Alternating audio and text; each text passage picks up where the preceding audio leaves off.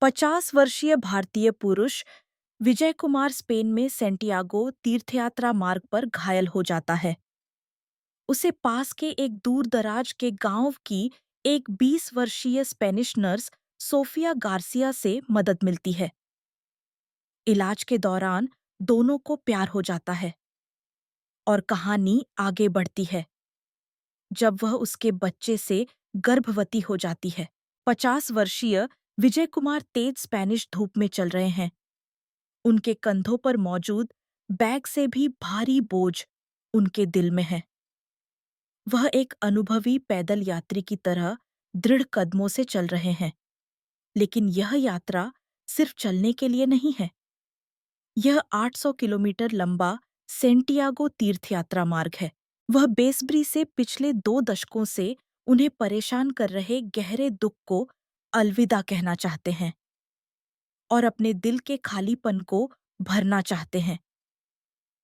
उनकी प्यारी पत्नी का निधन बीमारी के कारण समय से पहले हो गया था।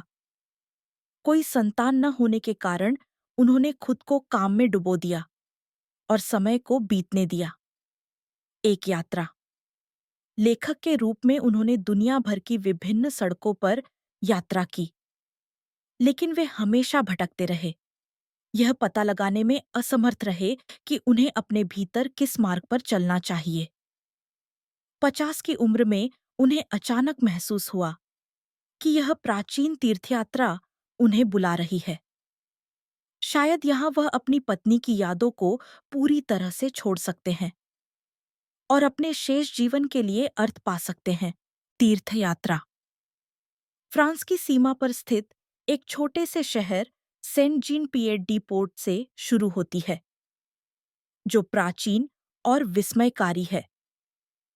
ऊबड़-खाबड़ पायरेनीज पर्वतमाला को पार करते हुए सुनसान मेसेटा पठार पर उन्होंने खुद का पूरी तरह से सामना किया।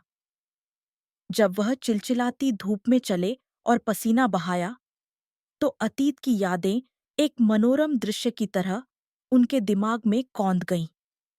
अपनी पत्नी के साथ खुशी के पल, उसे खोने का दर्द और अकेलेपन के लंबे वर्षों जो उन्होंने झेले। कभी-कभी आंसू अनियंत्रित रूप से बहते थे, कभी-कभी अकारण क्रोध उमड़ आता था, लेकिन चमत्कारिक रूप से उनके हर कदम के साथ उनका दिल हल्का और साफ महसूस होता था।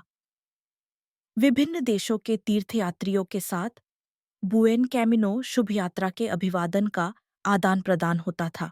एक गर्मजोशी भरी एकजुटता की भावना थी, जिसमें राष्ट्रीयता, उम्र या परिस्थितियों के बारे में कोई सवाल नहीं पूछा जाता था। सादे तीर्थयात्री आश्रय में रातें बिताना, अजनबियों के साथ भोजन साझा करना और एक दूसरे की यात्राओं को प्रोत्साहित करना ने उन्हें मानव संपर्क की उस गर्माहट को महसूस करने में मदद की, जिसे वे भूल चुके थे। वह कभी-कभी अपनी भावनाओं और विचारों को रास्ते में एक नोटबुक में लिख लेते थे। उन्हें विश्वास था कि यह अनुभव किसी दिन उन्हें नई लेखन प्रेरणा देगा।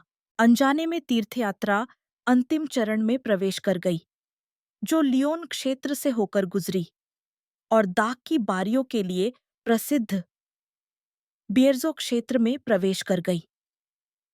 लाल धरती पर फैली हुई दाग की बारियों की अंतहीन पंक्तियां सुंदर दृश्य प्रदान करती हैं, लेकिन उनका शरीर अपनी सीमा के करीब था। सैकड़ों किलोमीटर चलने के बाद उनके पैर थक चुके थे, खासकर उनका बायां टखना, जो कई दिनों से खराब संकेत दे रहा था। लेकिन फिर भी उन्होंने खुद को मजबूर किया और तीर्थयात्रा को पूरा करने के लक्ष्य की ओर अपनी गति बढ़ा दी। त्रासदी बिना किसी चेतावनी के गैलिसिया क्षेत्र में एक ऊबड़-खाबड़ पहाड़ी सड़क पर आ पड़ी, जो बियर्जो क्षेत्र से होकर गुजरती है। विशेष रूप से आयरन क्रॉस से आगे खड़ी सेब्रेरो पर्वत की ओर जाने वाली सड़क, जहां तीर्थयात्री अपने पापों या इच्छाओं को लेकर पत्थरों को छोड़ जाते हैं, शारीरिक रूप से चुनौतीपूर्ण थी। वह पत्थरों और बजरी से ढकी एक खड़ी ढलान पर सावधानी से उतर रहे थे। तभी उन्होंने महसूस किया कि अस्थिर पत्थरों पर उनका टखना बुरी तरह मुड़ गया है। आह! एक चीरने वाले दर्द के साथ वह गिर गया। उनका बायां टखना तुरंत सूज गया और तेज दर्द पूरे शरीर में फैल गया। यह स्पष्ट था कि अकीलीज टेंडन टूट गया था या गंभीर लिगामेंट क्षति हुई थी। उन्होंने अपनी पैदल छड़ी के सहारे उठने की कोशिश की, लेकिन टखने पर थोड़ा सा भी दबाव पड़ने से उन्हें चक्कर आने वाला दर्द महसूस होता था। इससे भी बदतर आसपास कोई नहीं था और कोई सेलफोन सिग्नल नहीं था। वह एक बार फिर गहरी निराशा से भर गया। इस प्राचीन सड़क पर वह खो गया था और फिर से गिर गया। दर्द में कितना समय बीत गया। सौभाग्य से अन्य तीर्थयात्रियों ने उसकी कराहें सुनी और उसे ढूंढ लिया। उन्होंने विजय कुमार को निकटतम गांव तक पहुंचाया और ग्रामीणों की मदद से उसे बियर्जो क्षेत्र के मध्य शहर पोन्फेराडा के अस्पताल ले जाया गया। अस्पताल के आपातकालीन कक्ष में निदान पूरी तरह से अकीलीज टेंडन टूटना था। उन्हें तुरंत सर्जरी की आवश्यकता थी और सर्जरी के बाद भी डॉक्टरों ने कहा कि उन्हें कम से कम 6 सप्ताह तक पूरी तरह से आराम करना होगा और बिल्कुल बिस्तर पर आराम करना होगा। सेंटियागो की उनकी तीर्थ यात्रा इस तरह व्यर्थ ही समाप्त हो गई। वह एक अपरिचित स्पेनिश अस्पताल के बिस्तर पर बेसुध पड़ा था। तभी जैसे उनकी निराशा में प्रकाश की किरण आई, एक युवा नर्स आई। वह एक आकर्षक स्पेनिश महिला थी, जो देखने में मुश्किल से 20 वर्ष की लग रही थी, जिसमें स्वस्थ कांसे की त्वचा और चमकदार भूरी आंखें थीं। उसके नेम टैग पर सोफिया गार्सिया लिखा था। उसने विजय कुमार की स्थिति की जांच की और निपुण और कोमल हाथों से उसकी देखभाल की। सर्जरी सफल रही।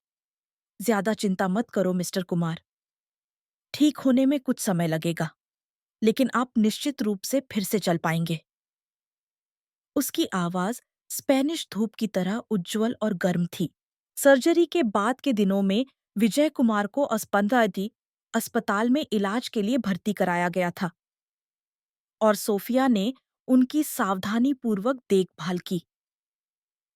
उसने सिर्फ दवा देने और उसकी हालत की जांच करने से ज्यादा किया। उसने ईमानदारी से उसे अंदर से जानने की कोशिश की।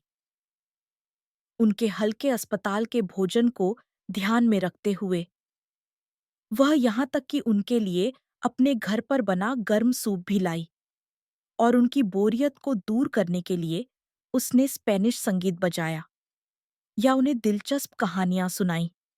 सोफिया ने विजय विजय कुमार को सिर्फ एक मरीज के रूप में नहीं देखा, बल्कि एक लेखक के रूप में देखा, जो भारत से आया था और जिसका एक विशेष अतीत था। वह अक्सर उनके कमरे में सवाल पूछने आती थी, उस कारण से कि उन्होंने सेंटियागो तीर्थयात्रा मार्ग पर चलने का फैसला क्यों किया। विभिन्न देशों में उनके रोमांचक अनुभवों से लेकर उनके लेखन के अनुभवों तक। एक लंबे समय के बाद विजय कुमार ने एक युवा महिला के साथ बातचीत में फिर से जीवंत महसूस किया, जो ईमानदारी से उसकी कहानियों को सुन रही थी। उसने धीरे-धीरे सोफिया की शुद्ध जिज्ञासा और जीवंत ऊर्जा के लिए अपना दिल खोलना शुरू कर दिया। हालांकि उसे छुट्टी देने का फैसला किया गया था, लेकिन विजय कुमार अभी भी बेसुध थे। वह प्लास्टर पहने हुए था और बैसाखी पर चल रहा था और तीर्थयात्री आश्रय में नहीं रह सकता था। लंबे समय तक होटल में रहना भी मुश्किल था। सोफिया ने उनकी चिंताओं पर ध्यान दिया और एक आश्चर्यजनक प्रस्ताव रखा। मिस्टर कुमार, आप मेरे घर पर क्यों नहीं रहते? मैं अपनी माँ के साथ रहती हूँ और हमारे पास एक अतिरिक्त कमरा है। यह आपके अकेले रहने से ज्यादा आरामदायक और सुरक्षित होगा। मेरी माँ भी सहमत हो गई है। वह पूर्व के एक लेखक अतिथि को लेकर बहुत उत्सुक है। उसने एक शर्मीले लेकिन आत्मविश्वासपूर्ण भाव के साथ कहा। और मैं मिस्टर कुमार की और भी दिलचस्प कहानियां सुनना चाहती हूँ। विजय कुमार को अपने कानों पर विश्वास नहीं हो रहा था। एक अजनबी को अपने घर पर आमंत्रित करना, जो उससे 20 साल से ज्यादा छोटा था और जिसे वह अभी मिला था। उसे स्पेनिश संस्कृति के बारे में ज्यादा जानकारी नहीं थी, लेकिन यह निश्चित रूप से एक अपरंपरागत प्रस्ताव था। उसने संकोच किया, लेकिन सोफिया की ईमानदार आंखों और उसकी दुर्दशा को देखते हुए इनकार करना मुश्किल था। और सबसे महत्वपूर्ण बात, वह खुद भी उस आकर्षक युवा नर्स के साथ रहना चाहता था। क्या मैं बोझ बन जाऊंगा? धन्यवाद, लेकिन मुझे नहीं पता कि मुझे ऐसा करना चाहिए या नहीं। ओह, चिंता मत करो, आप बिल्कुल भी बोझ नहीं हैं। हम और भी खुश होंगे। तो क्या यह तय हो गया है? सोफिया ने शरारती हंसी के साथ कहा और उसे जवाब देने के लिए कहा। अंत में विजय कुमार ने सोफिया की उदारता स्वीकार कर ली और उसके घर चले गए। सोफिया का अपार्टमेंट पोंफेराडा के पुराने शहर में एक पुरानी पत्थर की इमारत की दूसरी मंजिल पर स्थित था। और हालांकि यह छोटा था, लेकिन यह गर्मी और आराम के माहौल से भरा हुआ था। खिड़की से मध्ययुगीन नाइट्स टेम्पलर कैसल का एक सुंदर दृश्य दिखाई देता है। सोफिया की माँ कार्मेन बिल्कुल अपनी बेटी के समान उत्साही और मिलनसार थीं। वह घायल विदेशी अतिथि की ईमानदारी से परवाह करती थी और अपनी बेटी के साथ मिलकर उसकी देखभाल करती थी। विजय कुमार ने सोफिया द्वारा दिए गए छोटे कमरे में रहना शुरू कर दिया और एक स्पेनिश परिवार के रोजमर्रा के जीवन का अनुभव किया। हर सुबह घर स्वादिष्ट कॉफी और ताजी बेक्ड ब्रेड की सुगंध से भर जाता था और दोपहर के भोजन के बाद पूरा परिवार एक साथ झपकी का आनंद लेता था। भोजन की मेज पर हमेशा भरपूर स्पेनिश व्यंजन होते थे और भोजन के दौरान वे दिन के हर छोटे विवरण को साझा करते थे और हंसी कभी नहीं रुकती थी। विजय कुमार को साधारण परिवार की गर्माहट में धीरे-धीरे शांति मिली, जिसे वह भूल चुका था। वह बैसाखी के सहारे घर में रहते थे और सोफिया के बारे में और भी गहराई से जानने लगे। अपनी रोजमर्रा की जिंदगी में जो अस्पताल में उसके प्रदर्शन से अलग थी, सोफिया में कई तरह के आकर्षण थे। उसे अपने दोस्तों के साथ नाचना और गाना पसंद था। उसमें चित्रकला की प्रतिभा थी और कभी-कभी वह अजीब शरारतों से अपनी माँ और विजय कुमार को हंसाती थी। उसकी युवावस्था और जीवंत ऊर्जा ने विजय कुमार के स्थिर जीवन को सक्रिय कर दिया। सोफिया भी तेजी से विजय कुमार की ओर आकर्षित हो रही थी। वह सिर्फ एक बूढ़ा भारतीय आदमी नहीं था। वह एक ऐसे व्यक्ति थे जिनके पास अनुभव और ज्ञान का खजाना था और दुनिया के प्रति उनका दृष्टिकोण गहरा और गर्मजोशी भरा था। उसकी कहानियां हमेशा दिलचस्प होती थीं और उसकी गंभीर और विचारशील उपस्थिति ने उसे बहुत सुरक्षा प्रदान की। विशेष रूप से अकेलेपन और दुख की छायाएं, जो कभी-कभी उनमें दिखाई देती थीं, उसकी सुरक्षात्मक प्रवृत्ति को उत्तेजित करती थीं, जिससे वह उसे और जानना चाहती थी और उसके साथ रहना चाहती थी। जैसे-जैसे उन्होंने एक साथ अधिक समय बिताया, एक सूक्ष्म भावनात्मक धारा उनके बीच बहने लगी। जिस तरह से वे एक दूसरे को देखते थे, वह बदल गया और उन्होंने संक्षिप्त स्पर्शों में उत्तेजना महसूस की। जब सोफिया उसके बगल में लिविंग रूम सोफे पर बैठी टीवी देखते हुए सो जाती थी, तो विजय कुमार अनजाने में उसके बालों को सहलाता था। और जब विजय कुमार ठीक होने के लिए व्यायाम करने के लिए संघर्ष कर रहा होता था, तो सोफिया उसे प्रोत्साहित करने के लिए उसका हाथ कसकर पकड़ लेती थी। लेकिन जैसे-जैसे उनकी भावनाएं गहरी होती गईं, वास्तविक चिंताएं भी सामने आईं। 30 साल की उम्र का अंतर एक ऐसी खाई थी जिसे पाटा नहीं जा सकता था। विजय कुमार को दोषी महसूस हुआ। उसने सोचा कि क्या वह सोफिया की जवानी बर्बाद कर रहा है या उसे एक युवा और अधिक उपयुक्त पुरुष से मिलने का अवसर छीन रहा है। सोफिया भी भ्रमित थी कि उसके आसपास के लोग विजय कुमार के साथ उसके रिश्ते को कैसे स्वीकार करेंगे। और उसके माता-पिता थे, और क्या वह उसके साथ वास्तव में भविष्य की योजना बना सकती है। इसके अलावा विजय कुमार के किसी दिन भारत लौटने की चिंता हमेशा उसके मन में बनी रहती थी। सांस्कृतिक अंतर के कारण कुछ छोटी-मोटी गलतफहमी भी हुई। व्यक्तिगत स्थान और समय को महत्व देने वाले विजय कुमार के विपरीत सोफिया की संस्कृति परिवार और दोस्तों के साथ संबंधों को महत्व देती है और हर चीज को साझा करने की कोशिश करती है, और इससे कभी-कभी संघर्ष होता था। खान-पान की आदतों और जीवन की गति में भी अंतर था। विजय कुमार चुपचाप जल्दी उठकर लिखना पसंद करते थे, लेकिन स्पेनिश में देर रात का खाना और देर रात की बातचीत उन्हें थका देती थी। संघर्षों और हिचकिचाहट के बीच उनकी भावनाएं अनियंत्रित रूप से गहरी होती गईं। विजय कुमार के पैर लगभग ठीक हो चुके थे और वह बिना बैसाखी के चल सकते थे, लेकिन फिर भी वह सोफिया का घर छोड़ने में असमर्थ थे। अब उसे स्पेन और सोफिया के बिना जीवन की कल्पना करना मुश्किल हो रहा था। उनके रिश्ते में एक निर्णायक मोड़ तब आया जब सोफिया की मां कार्मेन कुछ समय के लिए रिश्तेदारों से मिलने घर से चली गई। लगातार कई दिनों तक विजय कुमार और सोफिया अकेले घर पर रहे। एक ही समय में एक अजीब और अजीब तनाव मौजूद था। उन्होंने पहले से ज्यादा समय एक साथ बिताया और गहरी भावनाओं को साझा किया। एक रात उन्होंने एक साथ रात का खाना बनाया। विजय कुमार ने भोंडी प्रतिभा के साथ टमाटर और अंडे बनाए और सोफिया ने स्पेनिश पायला बनाया। दो देशों के भोजन को एक साथ रखने का दृश्य उनके रिश्ते का प्रतीक लग रहा था। एक गिलास शराब पीने के बाद विजय कुमार ने आखिरकार अपना दिल खोलने का साहस जुटाया।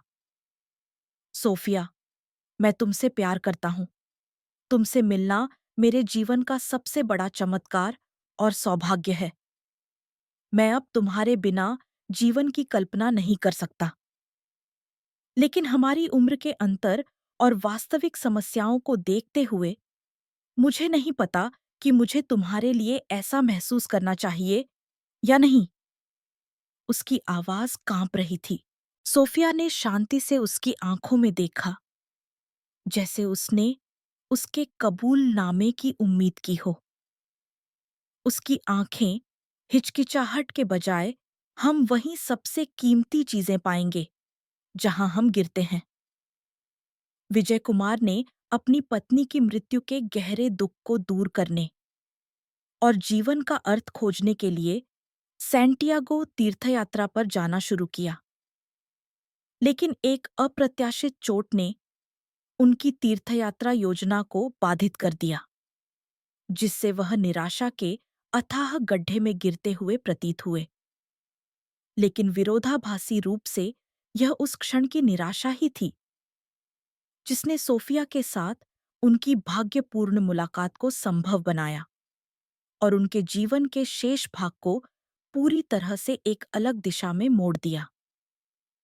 यह दर्शाता है कि हमारा जीवन भी अप्रत्याशित चर से भरा हुआ है, और योजनाओं की विफलता या अप्रत्याशित संकट इसके विपरीत एक महत्वपूर्ण मोड़ हो सकता है जो नई संभावनाओं के द्वार खोलता है।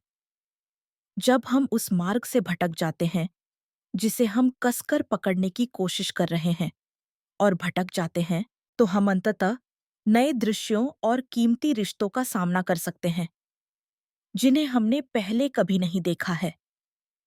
जैसे सुरेगिल के पीले तीर कभी-कभी धुंधले हो जाते हैं या हमें अन्य मार्गों पर चलने के लिए प्रेरित करते हैं।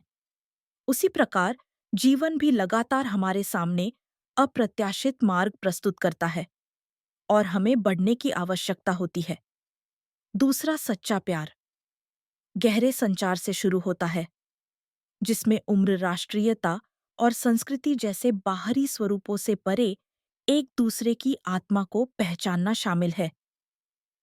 एक 50 वर्षीय भारतीय पुरुष और एक 20 वर्षीय स्पेनिश महिला, 30 साल की बड़ी उम्र का अंतर और पूरी तरह से अलग सांस्कृतिक पृष्ठभूमि बाधाओं के रूप में दिखाई देती है, जो उनके प्रेम को सामान्य ज्ञान में साकार होने से रोकती हैं।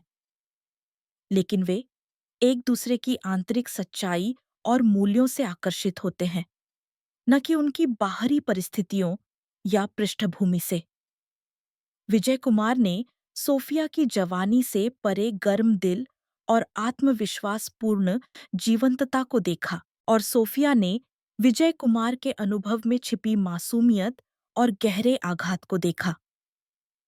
उनका प्यार एक दूसरे के मतभेदों को जानने और सम्मान करने की प्रक्रिया में गहरा होता है, बल्कि उन मतभेदों में सीखने और बढ़ने की प्रक्रिया में गहरा होता है। यह साबित करता है कि दुनिया में बनाई गई कोई भी सीमा या पूर्वाग्रह वास्तविक मानवतावादी आकर्षण और प्यार के सामने बेअसर हो सकता है और हमें रिश्तों के सार पर फिर से विचार करने के लिए मजबूर करता है। तीसरा, गहरे आघात से उबरना तभी संभव है जब हम नए रिश्तों में अतीत को संजोते हैं और वर्तमान में वफादारी से रहते हैं, न कि अतीत को पूरी तरह से मिटाकर। विजय कुमार 20 वर्षों से अपनी पत्नी की मृत्यु के शोक से उबरने में असमर्थ रहे, लेकिन सोफिया से मिलने और अपने दर्द को ईमानदारी से उसे बताने के बाद और उसकी गर्मजोशी भरी सांत्वना और प्यार में वह आखिरकार अतीत की छाया से मुक्त होने में सक्षम था। उन्होंने अपनी पत्नी को नहीं भुलाया, बल्कि उस दुख को भी अपने आप में स्वीकार कर लिया और नई खुशियां पैदा करने का साहस हासिल किया। इसके अलावा वृद्धावस्था में आशा के पिता बनकर उन्होंने नई अर्थों और जीवन की खुशियों की खोज करके एक पूर्ण उपचार का अनुभव किया, जिसकी अतीत में कल्पना भी नहीं की जा सकती थी। यह दर्शाता है कि गहरे नुकसान के अनुभव हमें हमेशा के लिए अतीत में नहीं बांधते हैं, बल्कि इसके बजाय हमें वर्तमान जीवन और रिश्तों की कीमतीता को पहचानने की अनुमति देते हैं और एक अधिक गहरी सहानुभूति वाले व्यक्ति के रूप में विकसित होने का अवसर बन सकते हैं। चौथा, सच्ची बहादुरी और दया दुनिया को बदलने की सबसे शक्तिशाली ताकत है। सोफिया का एक अजनबी विदेशी आदमी को स्वेच्छा से अपना घर देना अत्यधिक बहादुरी और अभूतपूर्व दयालुता का कार्य था। अगर यह उसकी थोड़ी सी बहादुरी के लिए नहीं होता, तो विजय कुमार का जीवन और उसका अपना जीवन पूरी तरह से एक अलग दिशा में बह जाता। इसके अलावा विजय कुमार का ईमानदारी से अपने घावों और कमजोरियों को प्रकट करना और एक नए रिश्ते के लिए अपना दिल खोलना भी अत्यधिक साहस का कार्य था। उनकी कहानी चलती फिरती हुई दिखाती है कि जब निस्वार्थ शुद्ध दया और अपना दिल खोलने का साहस मिलता है, तो यह कितना अद्भुत बदलाव और चमत्कार पैदा कर सकता है। यह हमें यह सोचने के लिए प्रेरित करता है कि दैनिक जीवन में हमारे द्वारा किए गए छोटे-छोटे विकल्प और कार्यों का व्यक्ति के जीवन पर कैसा तितली प्रभाव पड़ सकता है, और यहाँ तक कि पूरी दुनिया पर भी कैसा तितली प्रभाव पड़ सकता है। पांचवां, अलग-अलग सांस्कृतिक पृष्ठभूमि वाले लोगों का सह अस्तित्व एक निरंतर संचार समझ और समझौता करने की प्रक्रिया है। विजय कुमार और सोफिया एक दूसरे से प्यार करते हैं, लेकिन उनकी रोजमर्रा की जिंदगी में हमेशा सांस्कृतिक मतभेदों का काम होता है। खानपान की आदतों, जीवनशैली मूल्यों और विशेष रूप से बच्चों के पालन पोषण के मामले में उन्हें लगातार टकराना और समन्वय स्थापित करना पड़ता था। भारत की विजय कुमार की यात्रा और आशा का अपनी पहचान के बारे में संकट सांस्कृतिक संघर्षों को और स्पष्ट रूप से प्रदर्शित करने का अवसर प्रदान करते हैं। लेकिन महत्वपूर्ण बात यह है कि उन्होंने इन मतभेदों को संघर्ष की खाई में नहीं बदला, बल्कि एक दूसरे की स्थिति को समझकर और सम्मान करके समाधान की तलाश की।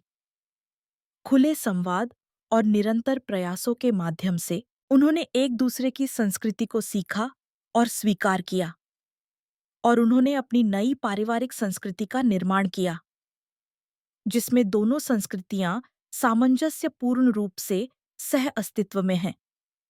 यह दर्शाता है कि सफल अंतर सांस्कृतिक संबंधों के लिए एक परिपक्व रवैये की आवश्यकता होती है, जो केवल एक दूसरे के प्रति महसूस करने के अलावा मतभेदों को स्वीकार करता है और सीखने और बदलने के लिए इच्छुक है। छठा, परिवार के भीतर स्वस्थ संघर्ष का समाधान एक दूसरे की बात ईमानदारी से सुनने से शुरू होता है, और कभी-कभी बच्चों का मासूम दृष्टिकोण सबसे स्पष्ट उत्तर प्रस्तुत करता है। विजय कुमार और सोफिया कभी-कभी आशा की शिक्षा या वित्तीय समस्याओं पर तीखी बहस करते थे। जटिल भावनाओं और वास्तविक समस्याओं में फंसे वयस्कों के रूप में उन्होंने एक दूसरे को चोट पहुंचाई और एक बार रिश्ते के संकट में आ गए। लेकिन उन्हें सुलह और समझ की ओर लौटाने वाला कारण उनकी बेटी आशा का मासूम दिल था।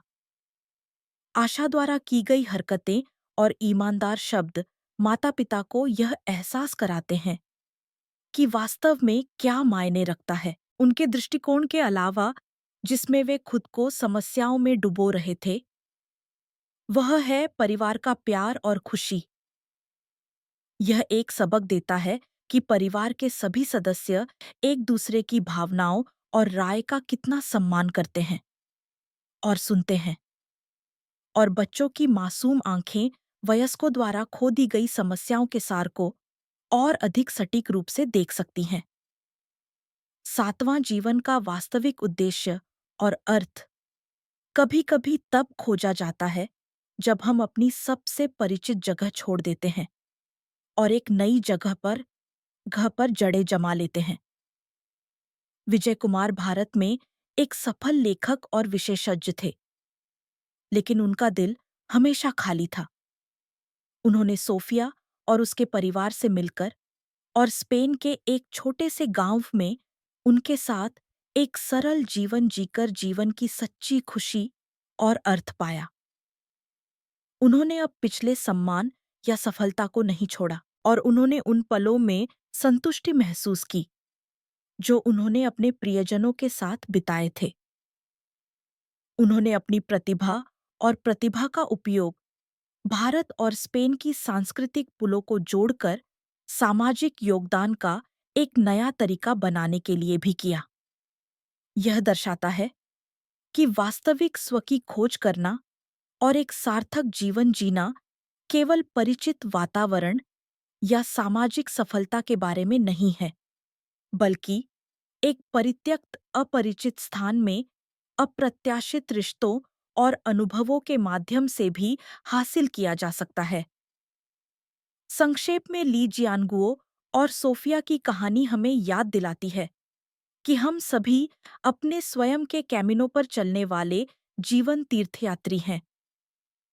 उस सड़क पर अप्रत्याशित परीक्षण और मुठभेड़, प्यार और अलगाव, संघर्ष और सुलह लगातार होते रहते हैं। यह महत्वपूर्ण है कि प्यार और साहस न खोएं, और आप जिस भी मार्ग पर चल रहे हैं या जिन भी कठिनाइयों का सामना कर रहे हैं, एक दूसरे का हाथ पकड़कर एक साथ आगे बढ़ें।